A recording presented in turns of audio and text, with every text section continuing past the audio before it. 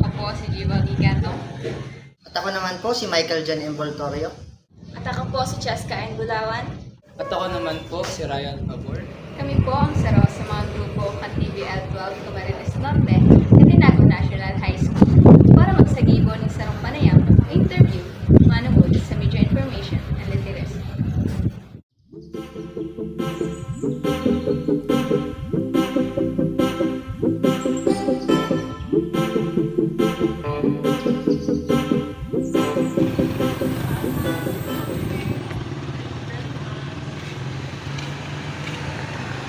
Munyanyaon po kita digdi sa Ateneo Avenue para ipabisto ang samong naimbitaran na makapanayam siya si Lola Estinita sarong dating maestra sa pampublikong paaralan sa syudad ning Naga.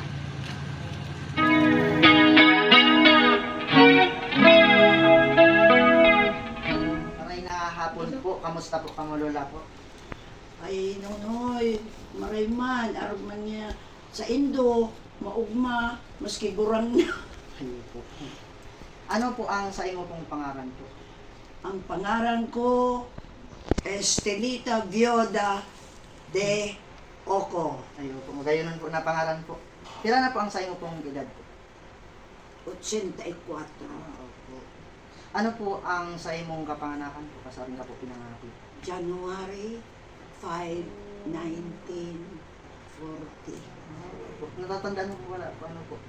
Tapos ano po ang sa imong pong trabaho po dati? Kung pwede mo pong i-share po sa muya po sa mga madalan. Ang trabaho ko, 40 anyos akong public school teachers, elementary. Opo. Ang kapanahonan po nindo, anong media ang ginagamit nindo? Halimbawa po sa muunyan, igwana po kaming phone as in computer, tapos igwana din po kaming mga social media. Sa indo po?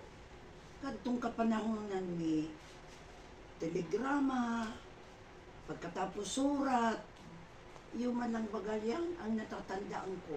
Opo.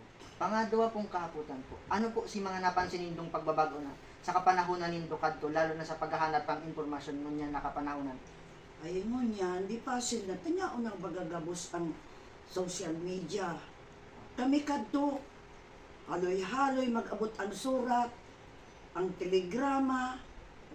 Kung nag-telegrama kang may gadan, ikakalubong na lang ang gadan, dahil pa naabot si telegrama. Kung minsan ang surat, nawawara.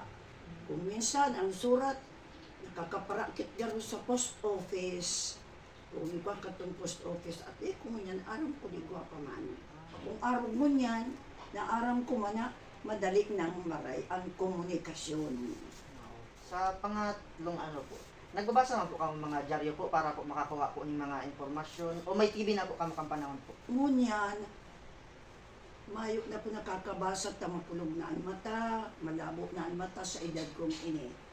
Kadto, kan inot pang mga panahon, igwa man dumaning dyaryo. Pero mayo pa ning TV. Kuyan lang, radyo baga, transistor. Panghuri po kitang kahaputan po anak po. Sige. Ano pong ma-advise mo po ngunyan sa mga bagong henerasyon na arog mi po, arog ka mga nagdadaralan po na iba na sa paggamit po nila ng makabagong teknolohiya tapos social media po? Ngunyan grabe na ang sakuyan. Comparison noon at ngayon. Tinataram kong ini magtalom sa indong mga kaisipan. Ang magurang, ang mga elderly, sana igalang, mahalon. Dahil pagparataraman kung anong mga tataramong kan mga aki na nakukuha kung sa isa na media. Igalang nindo ang mga gurang. Takamo, mayo kamong padodumanan kung kamo magpara tumang sa saindong mga magurang. Through media, TV, iyon na bagayan ang dominant mo niya. No?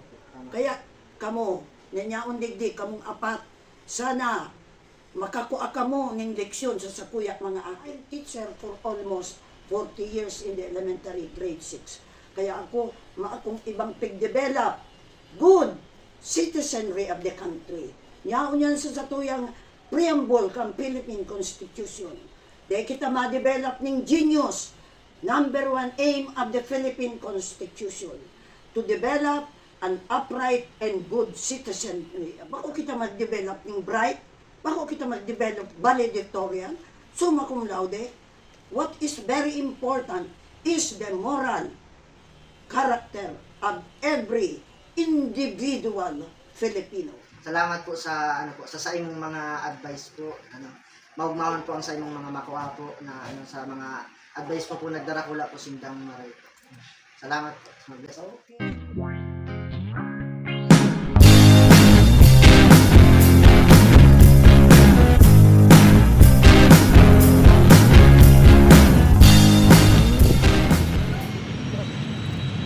Hapon sa Ilocos, ngunyan yaon kita sa simbahan ni Katedral sa syudad ning Naga para ipabistohan sa muyang tinulog para makapanayam siya si Lola Salvacion sarong vendor ni Candila Asin Rosario.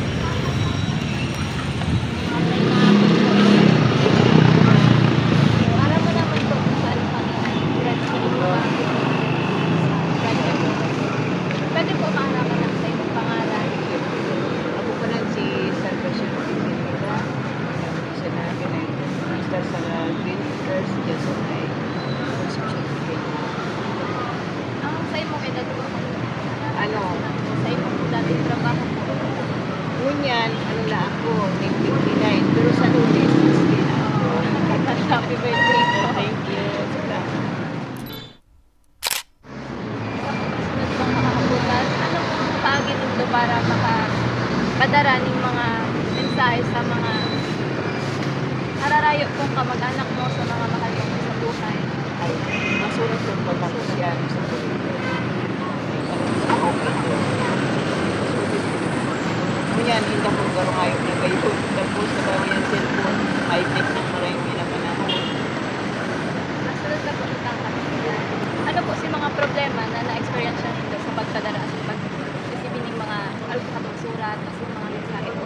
Malingan.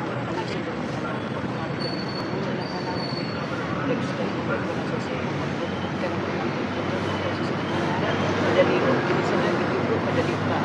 Ngunyan ay kaitong ka lang tuloy. Ay sabi na sa Mundan. Ay Diyos ko, ngayon na, si surat.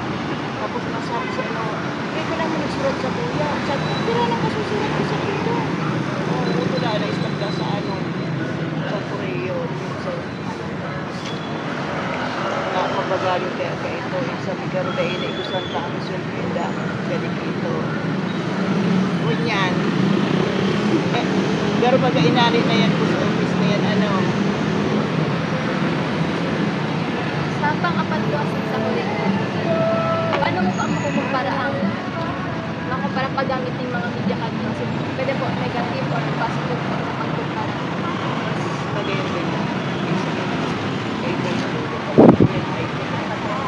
dahil magkatumang ito pala sa akin ba't na itong dito kaya ka ito tatawag doon kung paano ka itong sinasabi mga spelling ay inga